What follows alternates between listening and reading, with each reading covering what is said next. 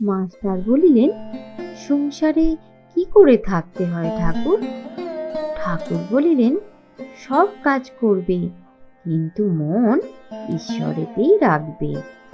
স্ত্রী, পুত্র, বাবা, মা সকলকে নিয়ে থাকবে ও সেবা করবে, কিন্তু মনে জানবে যে তারা তোমার কেউ নয়।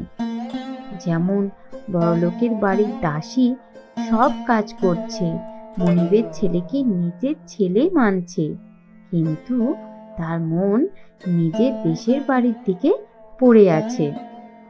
সংসারের সব কর্ম করবে, কিন্তু ঈশ্বরে মন ফেলে রাখবে। ঈশ্বরে ভক্তি লাভ না করে যদি সংসার করতে যাও, তাহলে জড়িয়ে পড়বে। বিপদ, শোক, দুঃখ, কষ্ট, অধৈর্য হয়ে যাবে, আর যতই চিন্তা করবে ততই আসক্তি বাড়বে। তেল হাতে মেখে তবেই কাঁঠাল ভাঙতে হয়, তা না হলে হাতে আঠা জড়িয়ে যায়। ঈশ্বরের ভক্তিরূপ তেল লাভ করে তবে সংসারের কাজে হাত দিতে হয়। ঈশ্বররূপী তেল মাখলে, কাঁঠাল পারলে তবেই সংসাররূপী আটা হাতে লাগে না।